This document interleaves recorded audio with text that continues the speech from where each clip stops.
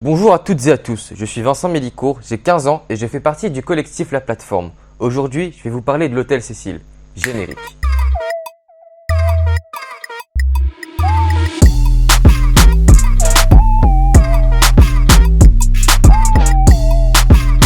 Nous sommes en 1924 à Los Angeles à l'ouverture de l'Hôtel Cécile qui, au départ, accueillait des personnes de voyage d'affaires.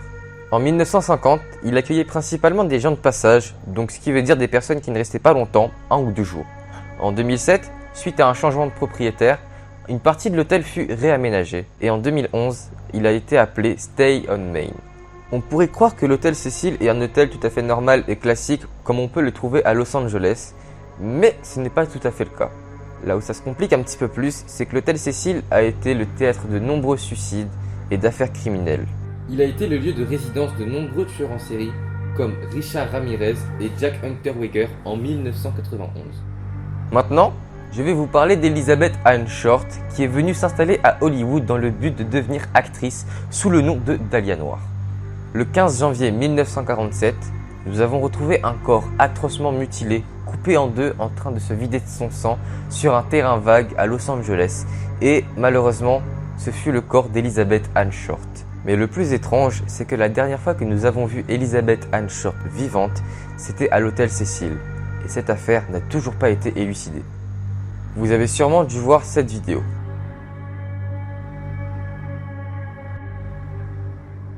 Cette jeune femme se nomme Elisa Lam, âgée de 21 ans, et elle a été diagnostiquée dépressive et bipolaire. Son corps a été retrouvé morte dans un réservoir d'eau sur le toit de l'hôtel. Sur cette vidéo, on peut voir Elisa Lam faire de grands mouvements avec ses bras et en appuyant sur tous les boutons de l'ascenseur affolée. Quelques jours plus tard, des clients de l'hôtel se sont plaints de la faible pression d'eau et du goût bizarre qu'elle avait. Un homme d'entretien est donc allé voir le réservoir d'eau et a trouvé le corps d'Elisa Lam nu en décomposition. On ne sait pas si elle était suivie, si elle était possédée par une entité démoniaque ou si elle faisait une crise à cause de sa bipolarité, mais tout ce qu'on sait, c'est qu'elle est morte. Suite à de nombreux suicides, affaires criminelles et meurtres, l'hôtel a eu la réputation de l'hôtel le plus hanté. Légende? Fausse rumeur? On ne sait pas. J'ai une question pour vous.